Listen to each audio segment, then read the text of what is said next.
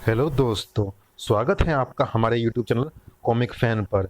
चलिए दोस्तों, शुरू करते हैं वंडरमैन परमाणु की ये रोमांचक कॉमिक्स परमाणु और कौन, जो कि जुरासिक दिल्ली से नेक्स्ट है। इसकी पहली भाग जुरासिक दिल्ली आप पढ़ चुके हैं।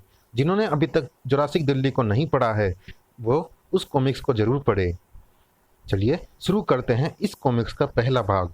और दोस्तों, जिन्होंने अभी तक हमारे चैनल को सब्सक्राइब नहीं किया है, चैनल को सब्सक्राइब जरूर कीजिएगा ताकि आने वाले कॉमिक्स की अपडेट आपको समय से मिल सके और हम आपके लिए ऐसे ही रोमांचक कॉमिक्स समय पर लाते रहें। चलिए शुरू करते हैं इस कॉमिक्स का पहला भाग।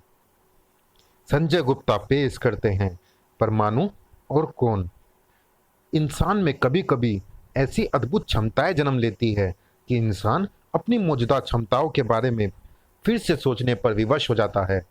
इंस्पेक्टर विनय विदेशी वैज्ञानिकों का एक दल मयूर विहार फेज 3 के फ्लैट नंबर 207 में पहुंच रहा है। उनकी सुरक्षा का कार्य तुम्हें दिया जा रहा है।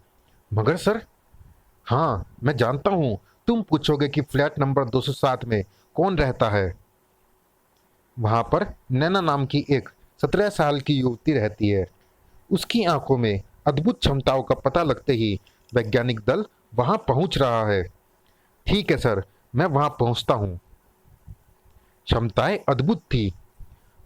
आपको अपनी इस क्षमता का पता कब चला? मेरा भाई सीढ़ियों से गिर गया था। जब उसका दर्द बढ़ता गया तो मैंने उसके उस हिस्से को अपनी नज़रों से टटोलना शुरू किया। मुझे लगा मेरी आंखें उसकी त्वचा के लिए नीचे मसल्स की परत के पार जाकर उसकी हड्डियों तक को देख पा रही है। मुझे उसकी पिंडली के पास हड्डी में क्रैक साफ दिखाई पड़ रहा था। मैंने डॉक्टरों को फ्रैक्चर की सही स्थिति के बारे में बताया, मगर उन्होंने मेरी बात को हंसी में उड़ाकर जब एक्सरे किया तो फ्रैक्चर को एन उसी जगह पर पाकर वो हैरान हो उठे, और साथ ही मैं भी। उसके बाद मैंने अपनी क्षमताओं का पता लगाना शुरू किया, यहाँ तक कि एक मैगजीन में एक हीरोइन के एक्सीडेंट के बाद उसकी तस्वीर देखकर ही मैंने ये अनुमान लगा लिया कि उसके कंधे पर फ्रैक्चर है, और बाद में पता करने पर उसको वहीं पर फ्रैक्चर पाया गया। अगर किसी का फ्रैक्चर ठीक भी हो चुका हो तो मैं उस स्थान के बारे में भी बता सकती हूँ। Very strange. हम में से किसी एक को फ्रैक्चर हुआ था और वो आप हैं मिस्टर स्मिथ। आपको यहाँ इस रिस्ट पर फ्रैक्चर हुआ था, एग्जैक्ट यहीं पर हुआ था। क्या आप बता सकती है कि इंस्पेक्टर विनय ने सुबह नाश्ता किया है या नहीं? इनका पेट बिल्कुल खाली है सर। हाँ, मुझे यहाँ आपकी सुरक्षा का दायित्व एकदम सुबह ही सौंप दिया गया था। गुड, इसमें कोई शक नहीं। तुम्हारी आंखें एक्सरे मशीन है मिस नैना। तुम चाहो तो बिना एक्सरे मशीन के ही लोगों के एक्सरे करने का धंधा शुरू कर सकती हो। मैं जानती हूँ यह मजाक है, मगर प्रोबोट जानता था कि यह घटना मजाक नहीं है। Inspector Vinay, it's emergency. Palam airport पर एक घरेलू उड़ान संकट में है और वहां पर पुलिस की नहीं, परमाणु की क्षमताओं की आवश्यकता है। तो परमाणु हाजिर है प्रोबोट, मगर संकट क्या है? क्या हाईजैकिंग या फिर से किसी डायनासोर प्राणी का हमला?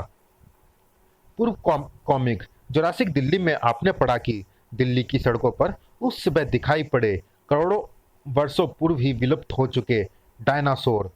दिल्ली के नागरिक हैरान थे, परमाणु परेशान। इन भूखे खूनी ट्राइनोसोरस का अंत आवश्यक है।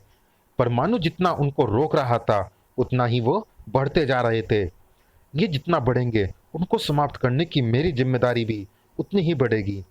दिल्ली खतरे में थी और उस खतरे से दिल्ली को एक ही शख्स बचा सकता था, परमाणु।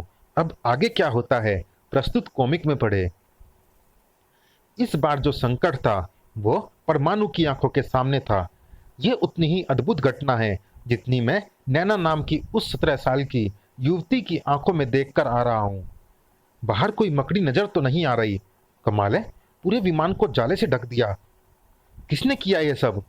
विमान के पायलट से संबंध स्थापित नहीं हो पा रहा। मकड़ी के जालों को काटकर अंदर जाए तो कैसे?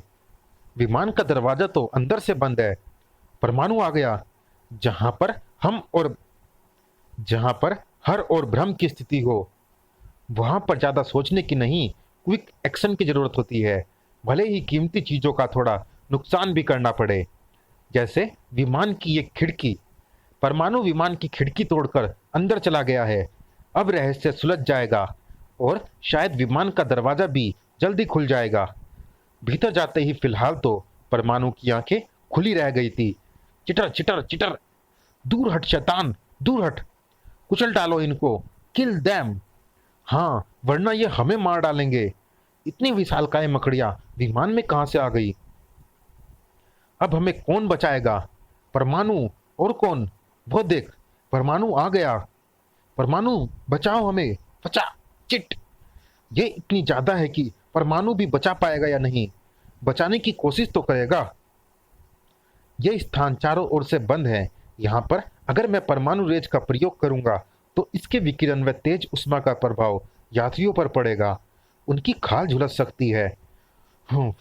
स्थिति गंभीर है। सबसे पहले तो मुझे इसका निकास द्वार खोल देना चाहिए ताकि यात्री किसी प्रकार यहाँ से बाहर जा सके। परमाणु ने दरवाजा खोल दिया है, किसी तरह वहां से बाहर निकलना होगा। बचने की केवल यही एक सूरत है। निकलो बाहर, बाहर पुलिस तुम्हारी इन मकड़ियों से सुरक्षा के लिए मौजूद है। जालों को जलाकर ही अंदर जाने का मार्ग प्रशस्त किया जा सकता है। ओह नो, अंदर मत जाना। हम इन मकड़ियों को गोली से उड़ा सकते हैं, पर यात्रियों को बचाकर। जला दो इनको। परमाणु कॉकपिट के निकट था, अंदर पायलट भी सुरक्षित नहीं होंगे। सब कुछ असुरक्षित था, शायद खुद परमाणु भी। कौन हो तुम? ये इस धरती का प्राणी नहीं हो सकता। इसकी छाती पर मकड़ी का चित्र अंकित है। विमान में फैली मकड़ियों से इसका संबंध होना चाहिए। नरक का प्राणी धरती पर?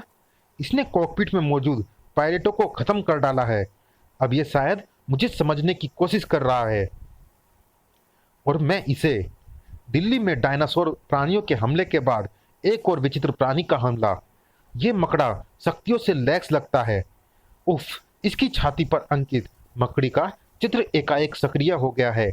या तो ये कोई डिवाइस यानी यंत्र है, या फिर इसकी छाती पर पल रही कोई घातक मकड़ी जिसने मुझ पर स्पाइडर वेब के रेशों से प्रहार किया है। ये राक्षस कौन है? उसने परमाणु को जालों में फंसा लिया है। मकड़ियां इसी ने छोड़ी होंगी। भून डालो इसको। वो हम पर मकड़ियों का प्रहार कर रहा है। उफ, भीतर जो भी है वो बेहद खतरनाक है। उससे हमें कौन बचाएगा? परमाणु, और कौन? अरे पागल, परमाणु अंदर है तो फिर क्या डर? हम तो यही सोचकर अंदर जा रहे थे। परमाणु खुद मुश्किल में था। गजब, सारी मकड़ियां इसके शरीर में समा रही है और मैं इसके वेब की तारों में उलझ कर रह गया हूँ। अपना हमला करने के बाद यह एक बार फिर मेरी प्रतिक्रिया जानने के लिए रुका हुआ है। मेरे खिलाफ इसका अगला कदम क्या होगा? जो भी होगा खतरनाक होगा। खतरनाक ही था। मुझे मालूम था यह बहुत जल्दी कुछ ऐसा ही करेगा। मुझे मकड़ी के जालों में उलझाने के बाद इसने मुझ पर मकड़ियां फेंक दी है। यह मकड़ियां मेरे शरीर की दावत उड़ाने को तैयार है, पर इसने शारीरिक रूप से अभी तक मुझे टच नहीं किया है। ये है क्या भला? उफ, मकड़ियां मेरा मांस नोचने लगी है। ये काफी खतरनाक व मांसखोर है। ये मुझे पूरा चट कर जाएंगी। लघु आकार लेकर मैं इन हिंसक रक्त पिपासु मकड़ियों के दंश से तो बच सकता हूँ, मगर ये मकड़ियां मुझे इतने पर भी बख्शेंगी नहीं। ये मुझे सूंघकर मेरे लघु आकार को भी जकड़कर चूस डालेंगी। फिर से अपने वास्तविक रूप में आकर यहाँ से मैं ट्रांसमिट होकर निकल सकता हूँ। मगर ये क्या, मेरा पूरा शरीर ट्रांसमिट नहीं हुआ। ट्रांसमिट होते समय स्थानांतरण के लिए मेरा शरीर अणुओं में टूट जाता है। मेरे शरीर के बहुत सारे अणु वहीं वेब के चिपचिप रेशों में ही चिपके रह गए हैं। मेरा उतना ही शरीर अन्यत्र ट्रांसमिट हो पाया है जितना मकड़ी के जाले से चिपका हुआ है। मुझे वापस वेब में ट्रांसमिट होना होगा, वरना मकड़ियां वेब में फंसे मेरे शेष शरीर को चूस जाएंगी। अब ये फिर से मुझ पर अटैक कर रही हैं। और हाँ, अब यहाँ मैं अपनी परमाणु ऊर्जा का प्रयोग कर सकता हूँ, क्योंकि सभी जीवित बचे यात्री बाहर जा चुके हैं और किसी के झुलसने या विकिरण का खतरा नहीं है। मेरे शरीर पर एस्बेस्टस एस्बेस्टॉस की परत है। मेरे शरीर पर एस्बेस्टस की परत मुझे अपने विकिरण और तीव्र उष्मा से बचाती है। इसीलिए अब मैं यहाँ पर इन परमाणु छल्लों की इतनी गर्मी पैदा कर दूंगा कि ये मकड़ियाँ जलकर भस्म होने लगेगी, और साथ में वो जाला भी जिसमें मैं फंसा हूँ। इसने मेरे दमखम को परख लिया होगा। अब जरा मैं भी इसके दमखम को परख लूं। धाड़ चिटर।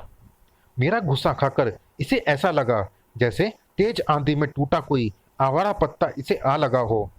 मेरा शरीर खुद इसके आगे एक सूखे पत्ते सा लग रहा है। अपने प्रहार का वजन बढ़ाना होगा। धाड़। उसे कम से कम तने जितना मजबूत तो करना ही होगा। स्क्रिश चिटर।